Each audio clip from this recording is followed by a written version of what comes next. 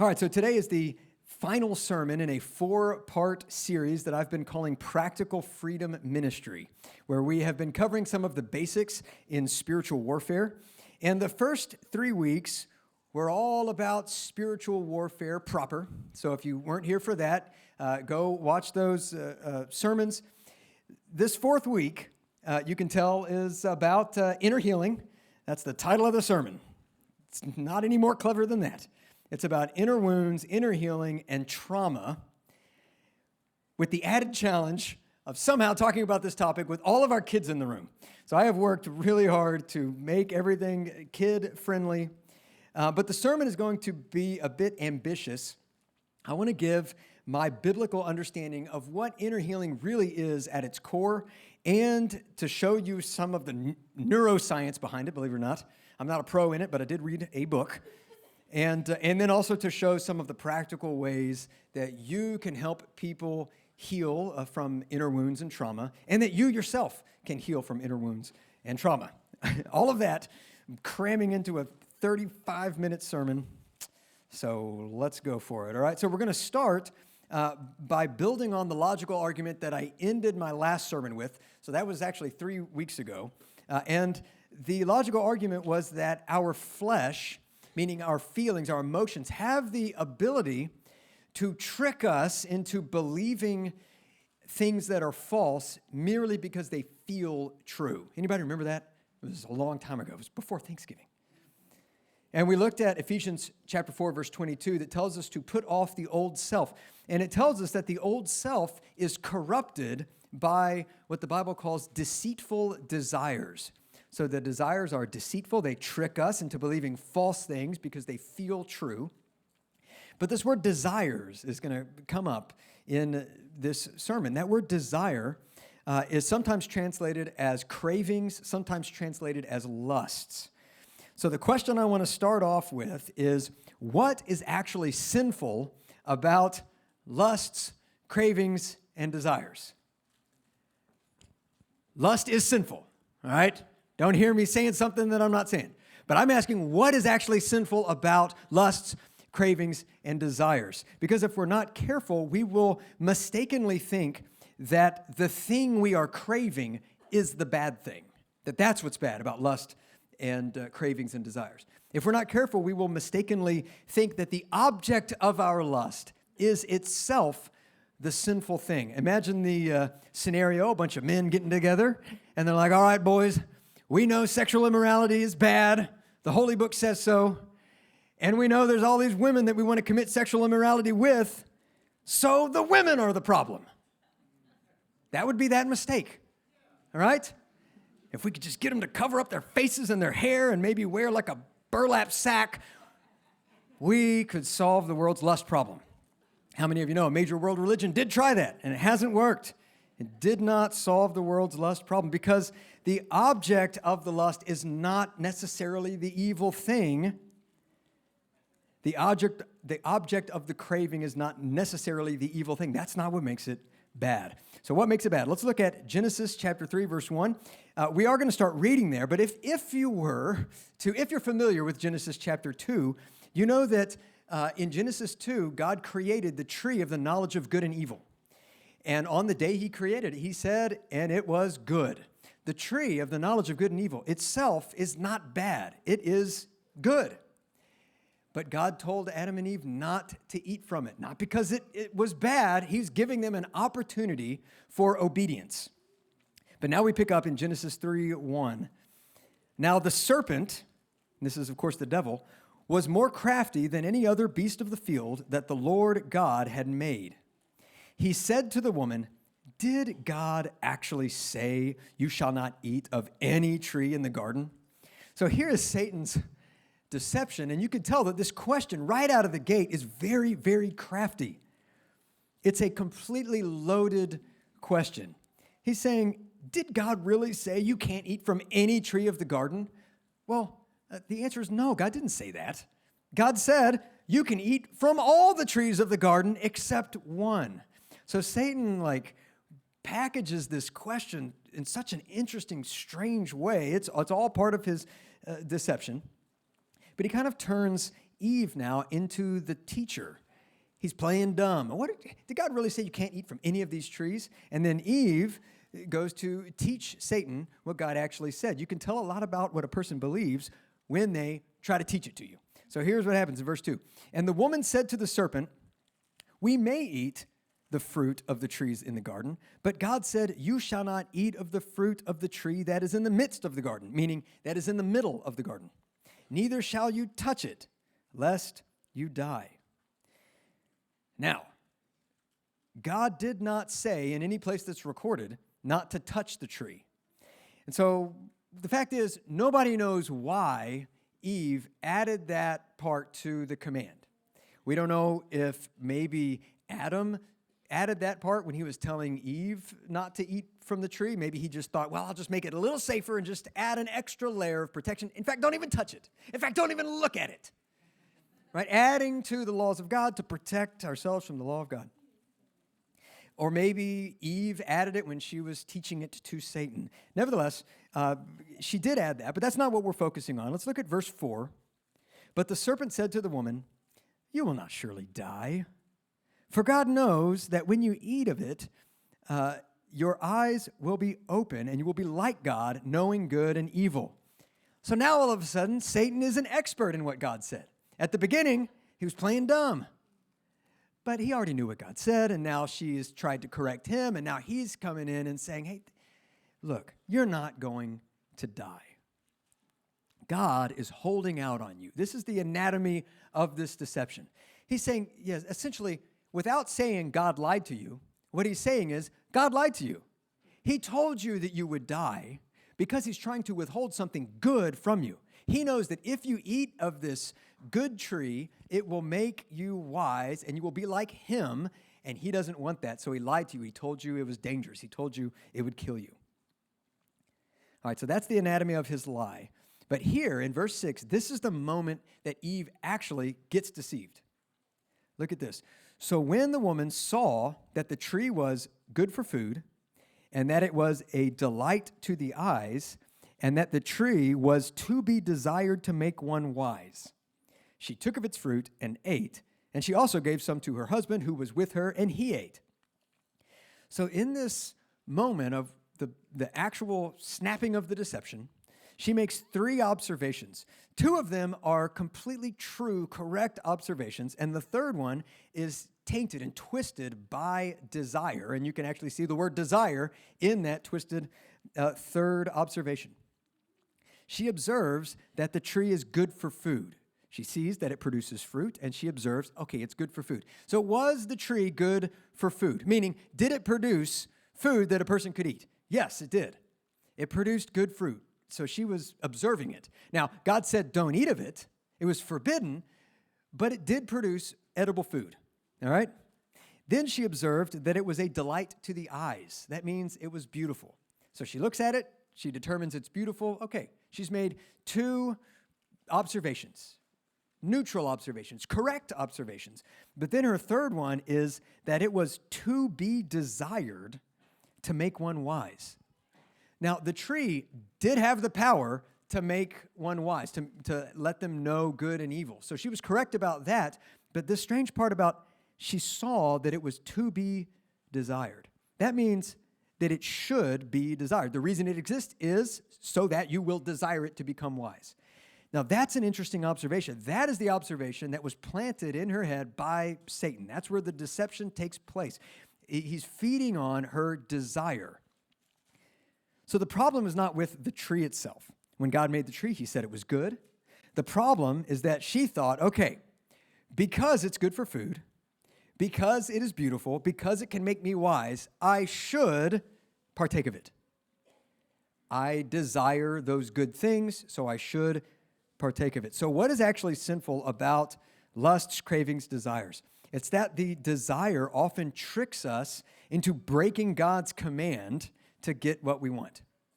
We decide, much like Eve did, based on a few correct observations, that even though God said no, we should do it. Hey, it produces good food.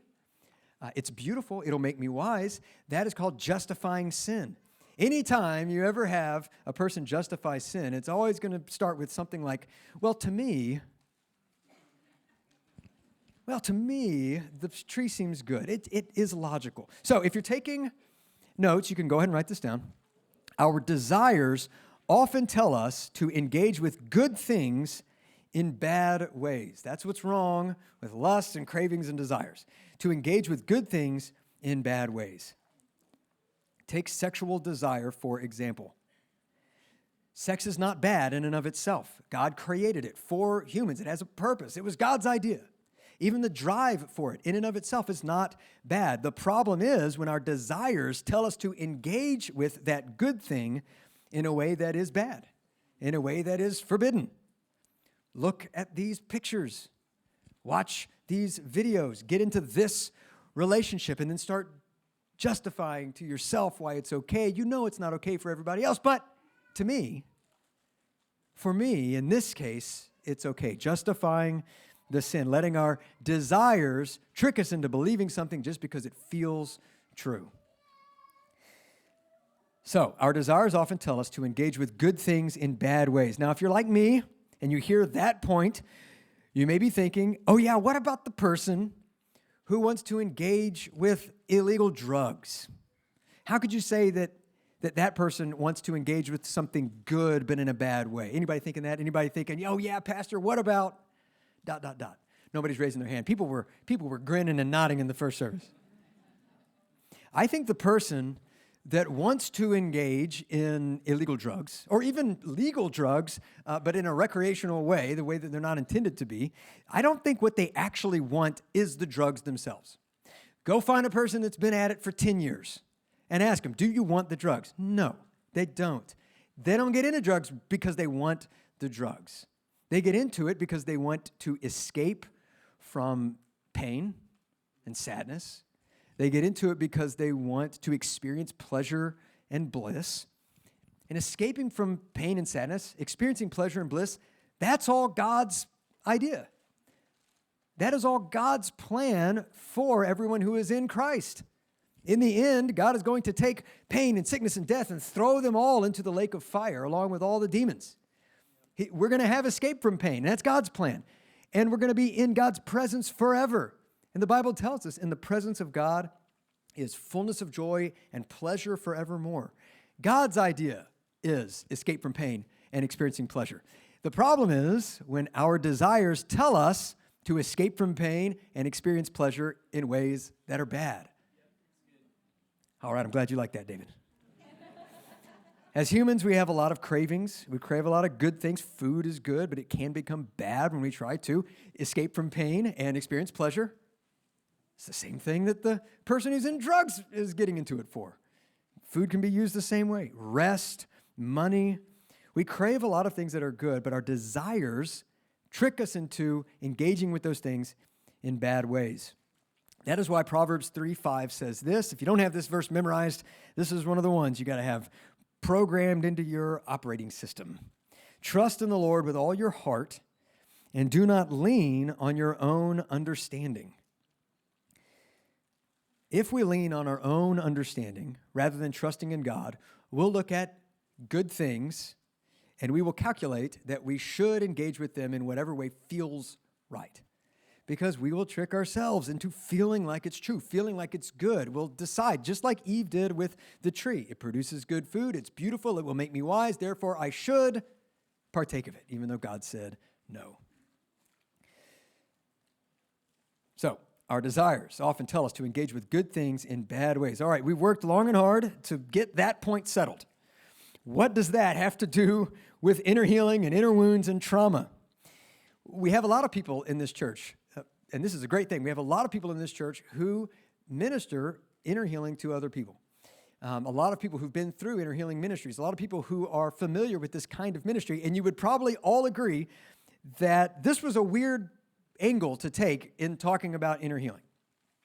So let me pull my whole argument together. When I am ministering to somebody, to their inner wounds and their traumas, I will ask this very simple question: what trauma have you experienced So that's question number 4 in my practical freedom ministry. If you've been here for the last several weeks, you know that question number 1 was, do you have any unconfessed sin? You know that question number 2 was, do you have anybody in your life that you need to forgive? Are you holding anyone in unforgiveness? You know that question number 3 is, what curses do you suspect in your life? And then here we arrive at question 4, what trauma have you experienced? Then I will typically teach for just a little bit about what trauma is. Now, trauma is a word that comes up often in our popular culture, and that's a good thing. It's helpful that we're talking about it. That this is probably not the first time you've heard the word trauma. But trauma is anything bad that happened to you that has had a lasting negative effect on how you operate and interact with the world. Something bad that happened to you that has a negative impact, a lasting effect on how you operate and interact with the world. And I will tell people that trauma exists anywhere on this pretty broad spectrum, all the way down here to the capital T trauma, where somebody hurts you for their own pleasure. That, of course, is a form of abuse, and that is deeply traumatizing. But it can also look like the kind of thing that you might not even name as trauma. You might completely overlook, like my family moved when I was 8. We moved schools, I had to leave my best friend, and that really, really hurt. Now, that can also traumatize a person. I've seen a deep, deep inner wound caused by that very thing.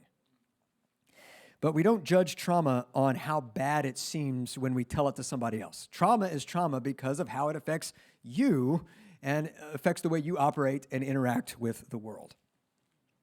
So when people list their traumas, I will say, okay, there we go. Let's put that on the table. What else? And so in a room this size, I am assuming, it's a very, very safe assumption that a large number of us have experienced deep, really, really painful traumas. So you're probably thinking of those right now. Now, we're not in a one-on-one scenario, so you don't really get to put it on the table, as it were, but I would say do that.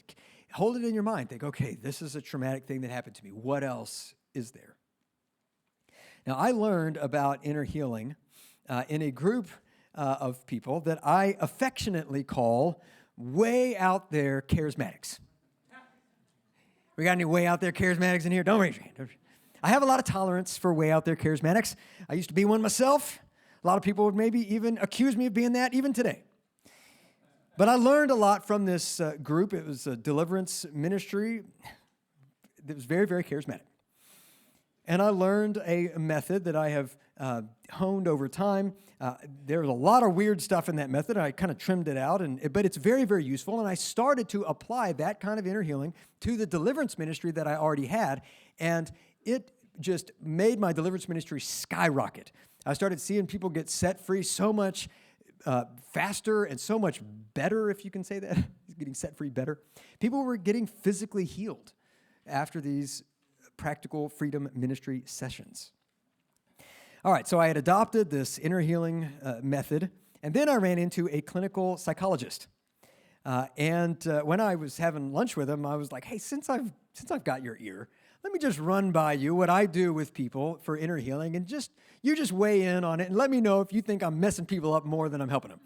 And so I explained what I've been doing, and he said, yeah, it sounds like what we call parts work. Has anybody heard of that term, parts work? Okay, Deborah Purvis has. I think you wrote a book on it probably. Parts work is essentially working on broken parts of people.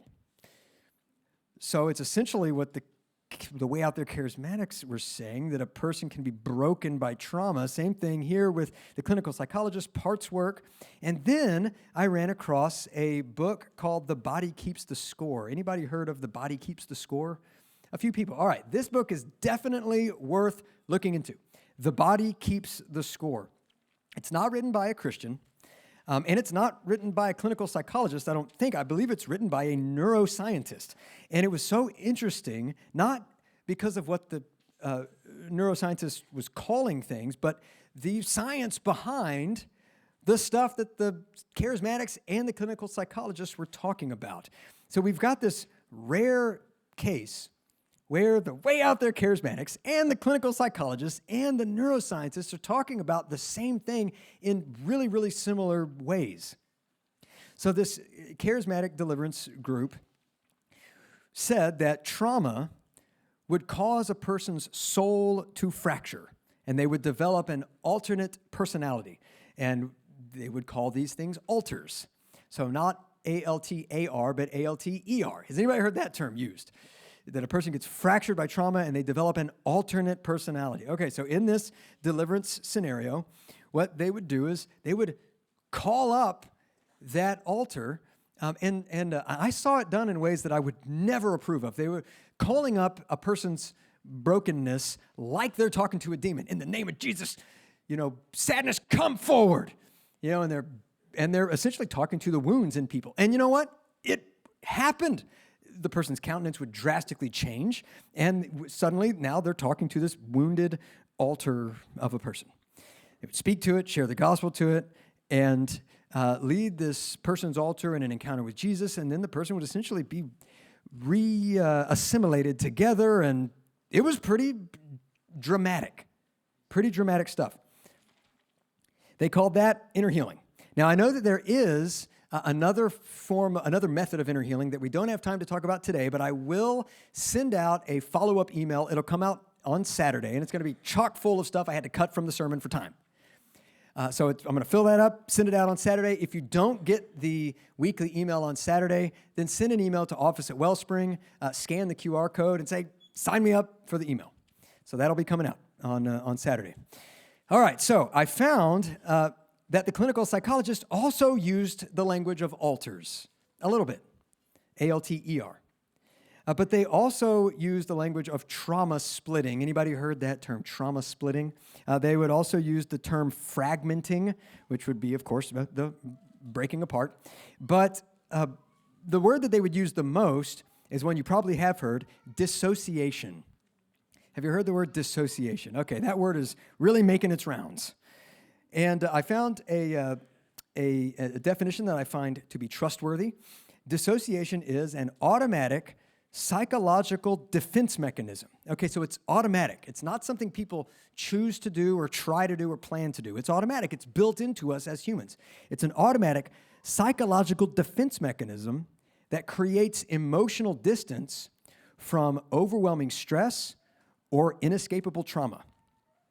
It allows a person to survive or function through experiences that would otherwise be psychologically or physiologically unbearable. So the clinical psychologists are calling ministry to the dissociated parts of people. They're calling it parts work, but it's very similar to what's happening in inner healing in the deliverance world. But the really interesting thing is what the neuroscience was saying about it. It shows some brain scans, and I went back and forth whether to show the brain scans, but we don't know what the brain scans are really showing, but when a brain is functioning normally, just imagine a brain scan that's all lit up. You've probably seen brain scans on Facebook or something. Normally functioning brains all lit up, but when a person gets triggered, their brain essentially shuts down, goes dark, and only a few spots light up very brightly. Deborah, I'm glad to see you nodding. We've got a lot of clinical psychologists and pros in the room, so I'm sweating a little bit about talking about this.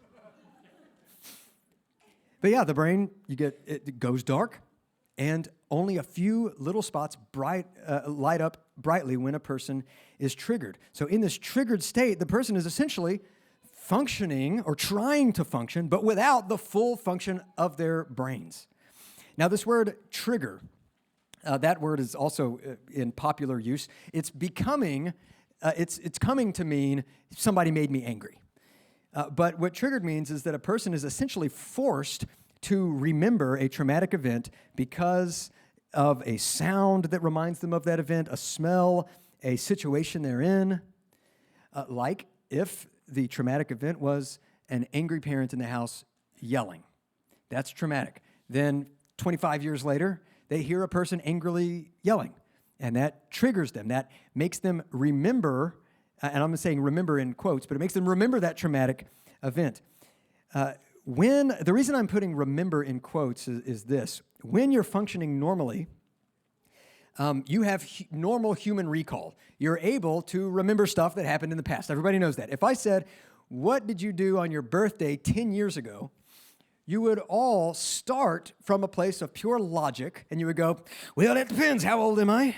And how old was I 10 years ago? And so you're starting logically, and you're thinking back, and you're reaching back into long-term memory, and you're taking all these pieces out. Where was I? Who was I with? What was the order of things? How did I feel? What did I say? You're bringing out these different members, and you're remembering the event. That's normal human recall. And in normal human recall, you can count on amounts of data being lost. That's just how it works. We lose data. All humans do in normal human recall. But when a person is triggered and they, quote, remember a traumatic event, they don't really remember it in the normal human recall sort of way. They actually relive it.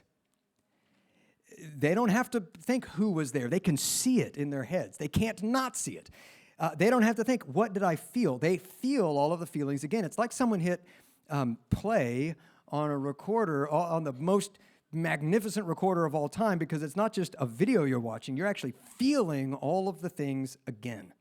And statistically speaking, people are able to recall events with astounding precision, way higher than in normal human recall. When they're in a triggered state, those memories come back at a level that far supersedes what you normally could in normal human recall. Kids, how are we doing? You guys with me? No. All right, we're good. So these scans show the trauma splitting in action. You see when a person splits. They've got the normal brain going on, and then they're triggered, and suddenly everything goes dark, and the little bits light up where those memories are stored. When a person goes through a traumatizing event, they enter fight or flight mode. That's panic. It's survival mode. Trauma occurs when that fight or flight mode moment doesn't get processed. It doesn't get pulled apart and stored in long-term memory, so you don't remember it. It's stored someplace else. It's alive, it's active, and it comes out when you don't want it to, and it's playing into your operating system for how you operate in the world. In order to function with this fight or flight mode still in you, people have to push it to the corner, have to block it out. But then when they get triggered, that fight or flight mode comes back, and the person may not even have a full-blown flashback. They might not suddenly feel like, how do I say this? They may not get a visual flashback of the traumatic moment, but what can happen, and what does happen often, is they get an emotional flashback. So here you are in public, maybe you're at a restaurant, but you hear something that triggers you, and suddenly you're feeling all of the feelings that you felt during that traumatizing moment. So this is the incredibly complex, bizarre world of trauma and wounds and inner healing.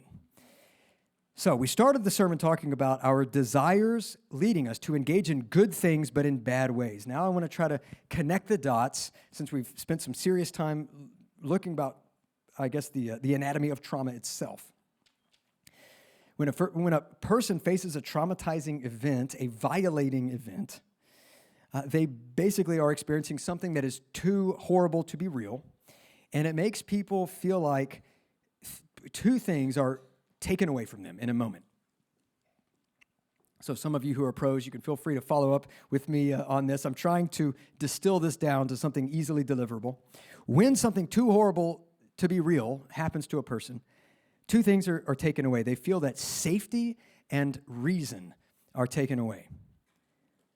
And trauma leaves a person desperately seeking safety and reason. Now, safety and reason are both good things. It's good to be safe, and it's good to understand things. But when something that defies logic happens, you feel unsafe. That one's obvious. But you're also scrambling to try to make sense of the world where this horrifying thing is real. And so what you thought made sense in the world is suddenly upended.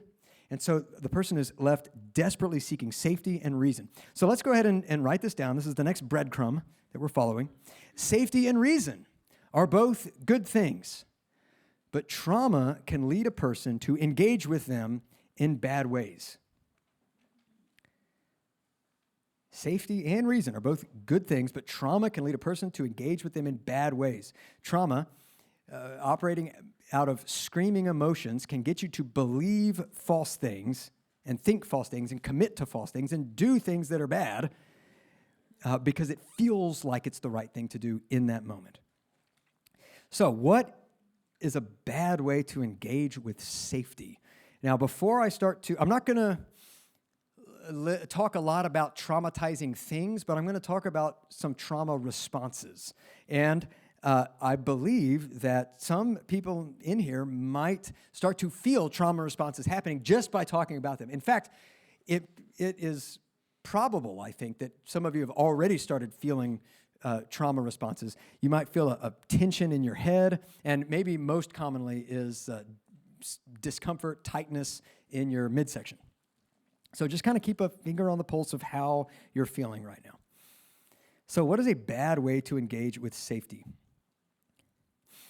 It would be like this. I guess first it would be saying, I must be safe at all costs.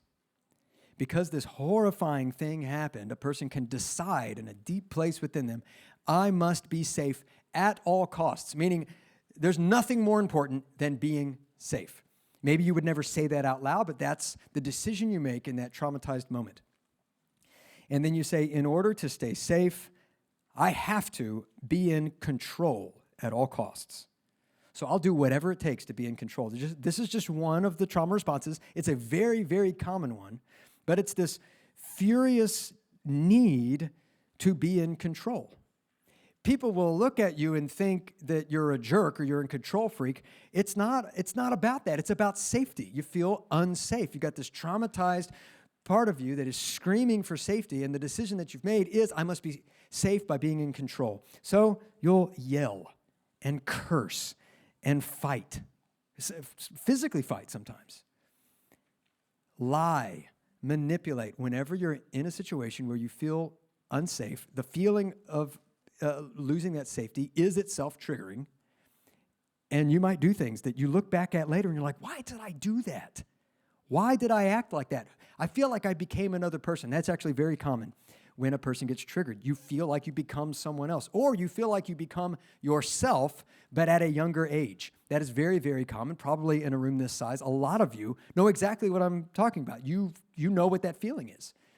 And if you were to think about it, that age you feel, just ask yourself, is that the age that this horrifying, traumatic thing happened to me?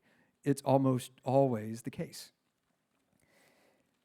So if you have moments of your life that you look back on and you're like, why did I act that way? And then it happened again and again. And you're like, why? I don't feel like I'm in control of my own mind. It could be that you have a severe inner wound that is mitigating how you interact with the world. What about this? In order to stay safe, I have to keep people away. So it's control, that's one response. Another response is keep people away. Because in a traumatizing moment, someone who was supposed to love you became the person who hurt you. And so the calculation that you make in that moment is, well, people are dangerous. I have to keep people away at all costs. So when you start getting close to somebody, you just torpedo the relationship. You get hateful, you get rude, you do things and say things that you don't even understand. You're like, why did I do that? Relationships are good. You know that in your logical mind, but we're not talking about your logical, rational mind. We're not talking about you when your whole brain's lit up, but when you're traumatized and operating out of those tiny little lit up bits where that horrible trauma is stored. How about this? In order to stay safe, I have to keep people happy. This is another very, very common one. Probably what happened is in a house with very angry parents, you decided as a child, safety is in keeping that one happy. And so you'll do things that are unwise, do things that are sinful to stay safe, to keep the person happy. And you're like, I know that doesn't make sense, but why do I keep doing it? How about in order to stay safe, I cannot be alone no matter what? You feel that safety is in being with somebody. You can't be safe alone, and so this is a very, very common predecessor of people getting in sexually sinful relationships. And people will even say, this relationship is bad. Why am I still here? It could be trauma screaming at you. Safety is in being with that person, even though this person is totally toxic for you. So getting into sin and all of that. It's trauma response. It could be trauma response. How about in order to stay safe, I have to get away no matter what? So that it could be physically running away. Often it's escaping into food or drugs or video games or pornography, something that gives you an escape. And sometimes, and this is also very common, it's just shutting down. When you get triggered by something, you have learned that if you power down and you don't do anything, it'll blow over and then you can resume life. And then you look back and you're like, I did it again. Why? Why do I go into power down mode? It's because you learned in a traumatizing moment, that's a way to survive. And then finally, we'll circle back to the control one. In order to stay safe, I have to be powerful. And I'm circling back to this one because this is one of the common areas where so far all we've talked about is psychology. But this is where psychology and demonology can meet. In order to stay safe, I must be powerful. I have to protect myself. Anger makes people feel powerful. And when a person decides that they'll do anything to be powerful to stay safe, a demon will come beside you and say, I will give you that power. It's very common for a spirit of anger to come to a person and give them this feeling of power that looks to everybody else like rage. And a demon is saying, I will give you that power.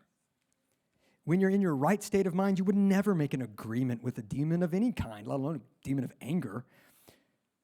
And in fact, many times the traumatized person deeply loves God and deeply understands God. A lot of the time, the traumatized person is a mature Christian who's been at it for years and years and years. You're forgiving, you're loving, you're merciful most of the time. But then there are times when you feel that you cannot control yourself. It very well may be a deep inner wound that's speaking to you. So that's how desire for safety can lead us astray. What about this desire for reason? We'll cover this quickly, but this is the part that gets really sad. It just makes me sad just to think about it. I mean, that other part makes me sad also, but this part about reason. When a person gets traumatized, it often happens when they're young. So you have a child, and they're still just trying to figure out how life works, how the world works, how systems in the world work. Basically, everybody has this need to live in a world that makes sense to you. But then when an unthinkably horrible thing happens, something you could not have dreamed of happens, the child is left to figure out why. And a common thing that children determine is, it must be me. That is why it's so sad. It's the person has been subjected to a horrible sin, and then to make sense of it, they say, well, I must be the reason that person did this to me. I must be the reason this horrible thing happened outside of my house even. Huge disasters that have nothing to do with a single person, and a person could make the decision, it must be because of me. People will develop deep self-hatred. Even though you may be a God-loving Christian, you might have this pervasive feeling of hating yourself. And you try to memorize all the scripture about the love of God, but it's in your right mind, in your rational mind, where you get all those pieces together, but there's still a broken wound that has latched onto self-hatred.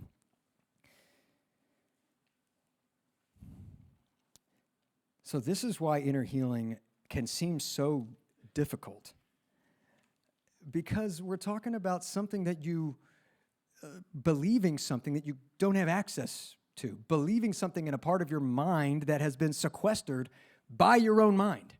So it can seem very difficult, but that's actually why inner healing is actually so simple, because the answer really is just the good news of Jesus.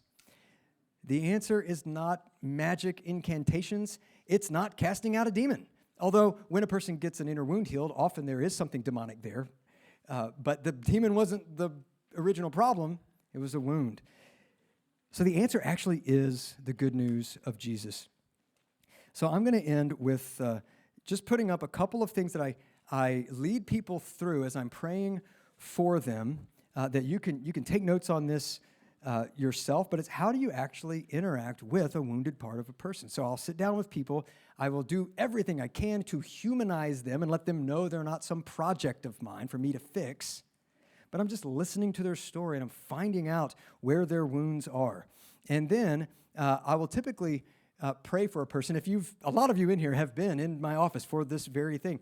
I'll come over beside you, put my hand on your shoulder, with permission, of course, and then I'll have the person put their own hands on their midsection and pray, and I will pray for them for God to simply heal inner wounds. And sometimes stuff happens right then. Sometimes one common thing is that people will take a deep breath and then they won't let it out for some reason. They'll straighten up, and then after they exhale, they'll just stay straighter sitting up. I don't know what that is, but it happens a lot. But then I'll pray it's not really a prayer. I'll minister in these 4 ways to them. So Nathan, will you go ahead and come up? We're going to land the plane here, but you can write these down. First, I will acknowledge the pain. So here's what I'll say. After I pray for them, I'll pray, God, please heal all of their inner wounds. And they have permission, of course, to get completely healed right then and there. But I will also say, all right, now you don't need to open your eyes. You don't need to do anything. But I want to try to speak to the wounded part of you that feels whatever we've discussed as we've gone, that feels angry all the time. I want to talk to the part of you that feels rejected all the time. I want to talk to the part of you that feels like nobody loves you no matter what. I want to talk to the part of you that feels like God doesn't love you. And if and when that person has an inner wound there, a lot of the time, as soon as I acknowledge the pain, they have a very overt emotional sort of, not breakdown, but an emotional release. Because when it works, when I actually am speaking to a wounded part of them, that wounded part of them never gets talked to except in crisis. And so that wounded part of them never gets talked to in nice tones. But I'll say, I know that what happened to you was horrible. And it made you really, really scared. Of course it did, because it was horrible. So acknowledge the pain. The next thing, I'll acknowledge how hard they have been working. Because that automatic emotional distancing thing, that's a lot of work to force a memory into the closet so that you could survive. So I'll say, I know that you've been working really hard to protect yourself. I know that you've been working really hard. You've been carrying around an enormous weight of self-hatred. And just acknowledging that, again, will be very cathartic for people. But then, step 3, this is where the magic happens. You just share the gospel of Jesus with them. The simple good news of Jesus. Jesus is real. He loves you. If their big deal is that they try to protect themselves, then I can say, Jesus wants to protect you. He is alive right now on the throne of heaven. He lived the perfect life, died an unjust death, was raised from the dead by God, and he's alive now, and he will protect you. He will be your eyes and your ears. I know that you're exhausted from trying to protect yourself. Do you want to rest today from all of that hard work? In fact, actually, I got ahead of myself. So share the gospel of Jesus. You can put that up there. And go ahead and put the 4th one up there. Ask if they want to rest from all of that hard work. Because you're talking to a wounded part of the person that's there for a reason. That's self-protection. So now you've preached the good news of Jesus, and so you just ask, do you want to rest today from all of this hard work, lugging around all of this self-hatred, lugging around all of this fear that you're going to be rejected, always having to fight to protect yourself? And people will often nod, and then I'll pray a simple prayer. God, you see what this person wants. Please come and bring complete and total healing in Jesus' name.